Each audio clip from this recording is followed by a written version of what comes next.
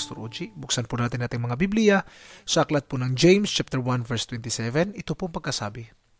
Pure and undefiled religion before God and the Father is this, to visit orphans and widows in trouble, and to keep oneself unspotted from the world. My topic for this morning is live in God's love. Maraming mga Kristiyanong nagkiklaim na sila is relihiyoso, pero hindi naman nila pinamumuhay ang buhay Kristiyano. We have to live in God's love. Ano yung God's love? It's not about, yung pagpunta sa simbahan. Hindi hanggang doon lang. No? Hindi lang hanggang Friday ang pagiging Kristiyano. Kundi yung pagbisita sa mga may karamdaman, pagbisita sa mga taong wala ng pag-asa sa buhay, at pagtulong sa kanila, no? Tulad ng mga widows, mga orphans. Napakahalaga po bilang isang Kristiyano na ipamuhay ang ating kiniklaim bilang isang Kristiyano. At dito po natin mapapakita ang tunay na pag-ibig natin sa Diyos, pagmamahal natin sa mga taong nakapalibot sa atin.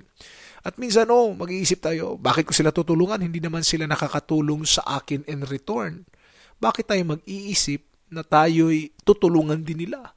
Ang isipin natin na sila din ay kawangis ng ating Panginoon, nang bawat isa ay nilikha po ng Panginoon at sila po ay naging instrument sa atin nang tayo din po ay pagpapalain. No? Dahil kung wala sila, paano tayo i-bless ng Panginoon? Ang pagtulong sa kanila ay pagbibless po yan sa atin. The example of Christ and the words of Scripture inspired us to care for our hurting world. There are a lot of people who are hurting. No? Maraming mga tao talaga ang may problema. Katulad lang dito sa Polo Owa at iba pa na nakapalibot, no? Na discourage ang buhay. So when people observe your life, ang tanong is, do they see the love of Christ?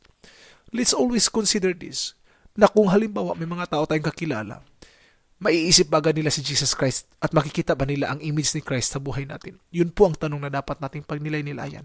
So let us live in God's love. Magandang umaga po.